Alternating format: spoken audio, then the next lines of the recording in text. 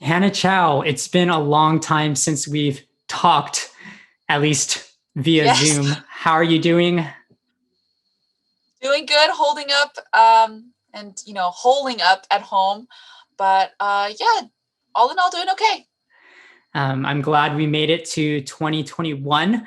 I just want to do a quick podcast for you to talk about a couple things we published last year, near the end of last year. The first one was SOLA Network Magazine. Why don't you tell me a little bit about that? Oh, I'm so proud of this project. So yeah, we took some of the best articles that we published on our website, and we had it beautifully designed and put together into a digital magazine that features articles from words from the church in our post-election days to articles about COVID. And yeah, it's beautiful, and it's a great read. What were some of the articles that you knew had to go into the magazine? Or actually, maybe, how did you decide what articles should go into the magazine? Yeah, so I try to pick articles that did have a pretty good readership, just because that just showed me that people really resonated with it.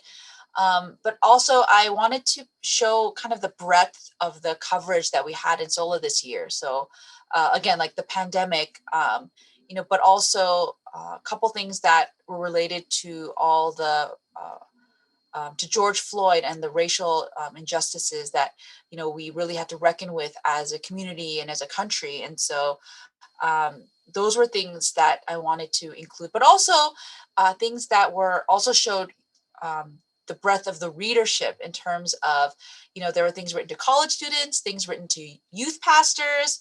And so I really wanted to show that, SOLA is here to equip Christians of all age ranges and on so many different topics.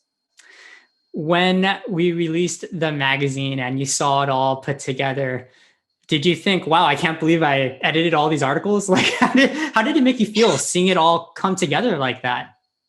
Yeah, it's weird when you are working for a digital publication. Everything's just a scroll. You just scroll through, right? It's not anywhere. It's just on your phone, on your desktop, and then it kind of disappears. But to have even a PDF that just seems a little bit more real, and to have it all in one place, yeah, it just really showed how proud I am of the people who contributed to the articles, obviously the writers, but also to you who was able to get all these cool social media images, to Jess, your wife, who designed it, and just to know that this was really an effort made, by Christians from all over, to create, things that will help us to glorify God. Coming from, I know a lot of these coming from an Asian American background. Well, Hannah, thank you for putting all of the articles together for your editing work. And it is available to download for free, and you can read it for free as a flipbook. I'll put all the links in the show notes, and it's always going to be on our website where you can find it there. But Hannah, yeah, thanks for all the hard work you put into these articles. Do you feel like they're like your children, these articles that come out? Because they're not necessarily written by me. They don't quite feel like my children, but I feel like a really proud teacher, like at the end of the year, like you've been working with them, and they've improved, and they've matured. And so I feel like, yeah, a very proud teacher, professor at the end of this semester or the end of the year, and yeah, that's how I feel. I like that sentiment. You also released an article at the end of 2020, and it was called "SOLA's Hidden Gems of 2020." Why don't you walk me through this idea for the entire article and tell me what's inside? Yeah. So yeah, our SOLA puts out anywhere between 3 to 5, usually 4 to 5 um, articles every week, and that's a lot of content. And I know that not everyone reads everything, and I know that with Facebook's algorithms and whatever other algorithms, it can be easy to miss things, or maybe a certain picture just didn't look good, or the headline, I don't know, like there's a million things that can mean that you miss an article. It could mean you just read like 5 gospel coalition articles, and you're like, I don't want to read another one today.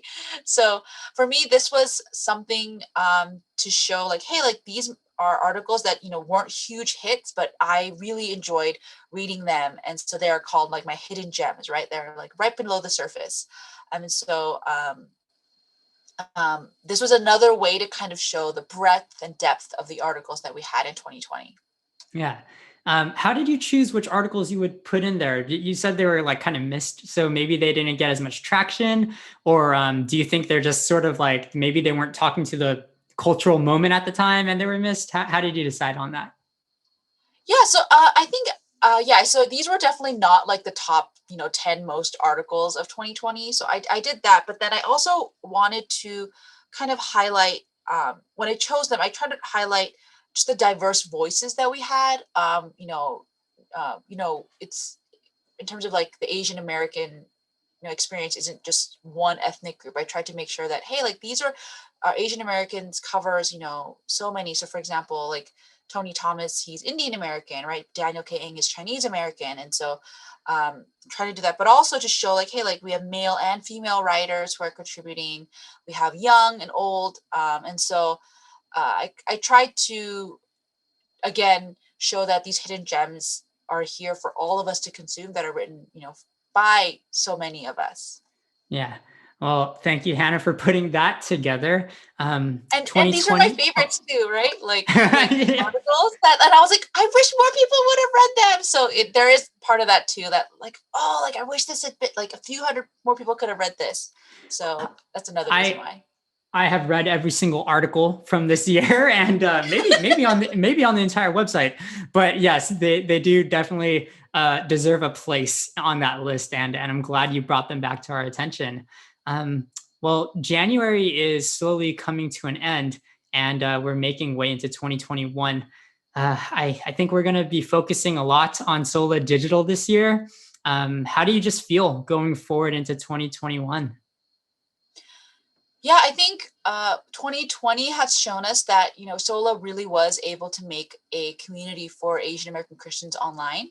Um, you know, we got clicks, comments, shares, and I think it was a really good reminder for me that, people want to know, how to process, current events, how to process, their emotions, like the loneliness that we feel right now, the grief. And I really believe that SOLA has become a place where, yeah, people trust us to share, uh, the gospel and like and share talk about these topics in a gospel centered way, but also in a way that affirms, the way that we've been created as Asian Americans. And so, yeah, I'm really looking forward to getting more from our contributors, for finding new contributors. I think, especially as I know more people have been apparently journaling and things like that during COVID. So if you have any journal entries you want to share, you guys know where to find me.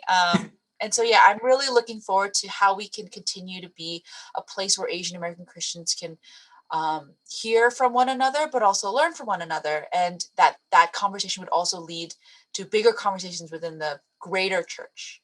Mm, mm. Yeah, well, that's really good, Hannah. And we're going to keep this podcast episode short. And I just want to say thank you for your work. We talked about this a little bit before we went live here, but I tend to grumble a lot considering the situation. But we have a lot to be thankful for, and I do thank God for you and for your family and for your example to me. Thanks, Hannah. Thanks for everything. Oh, Aaron, you put me on the spot. Thank you so much for you too and all the hard work you put in here at SOLA. I'm really grateful for really our friendship and everything that we do together. Thanks, Hannah. I'll talk to you soon.